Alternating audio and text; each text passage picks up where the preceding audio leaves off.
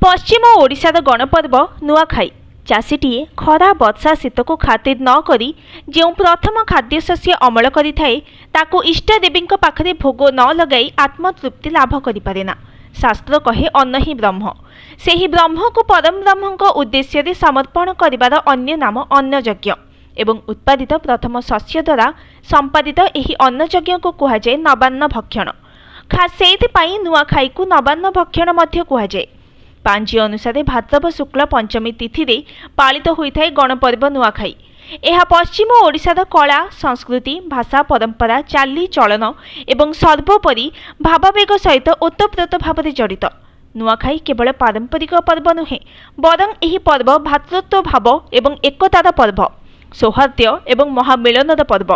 कारण जीए जेउठी जेते दूर थांतु ना कहीं अंततः वर्ष को थरे एही समय समस्ते एकत्र होइथांती।